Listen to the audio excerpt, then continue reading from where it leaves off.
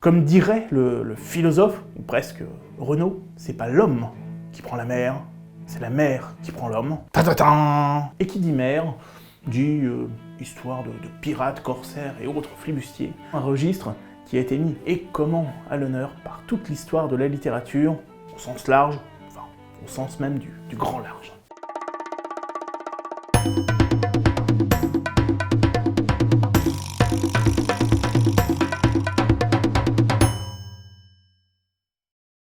Toutes ces fresques maritimes, eh ben on les connaît bien, et ce, bon, peut-être plus jeune âge. Tenez, L'île au trésor de Robert Louis Stevenson, ou bien encore Peter Pan de James Matthew Barrie. Eh oui, au fond, hein, le capitaine Crochet, c'est qui?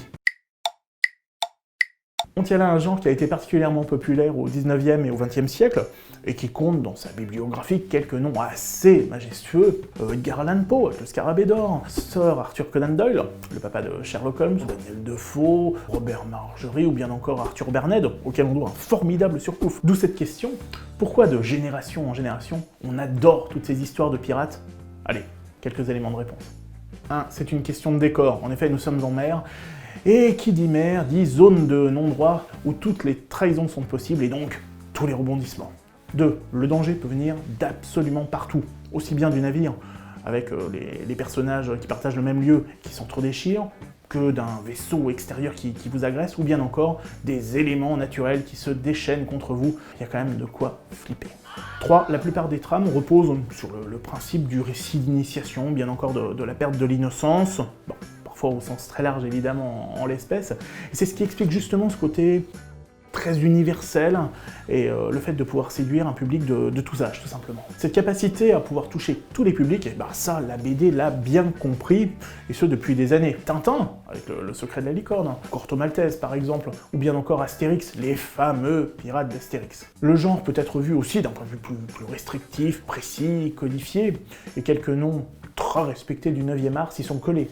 Riff Raps, par exemple, avec le Loup des Mers, David B, Christophe Blain, ou bien encore Charlie et Barbe Rouge. On peut même penser au manga avec la série ô combien populaire One Piece. Bref, piraterie et BD, c'est une grande histoire d'amour, et profitons de cette vague pour évoquer un de nos coups de cœur du moment, à savoir le dernier album de Mathieu Laufray, Raven.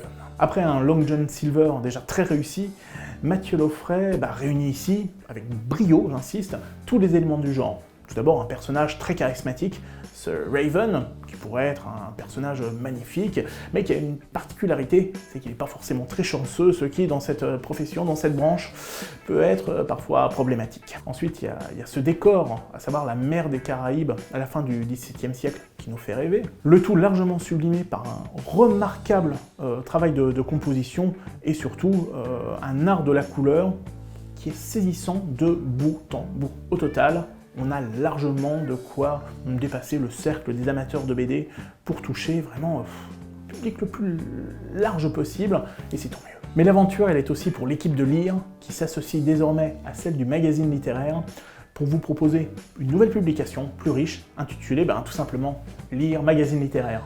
Allez, à l'abordage!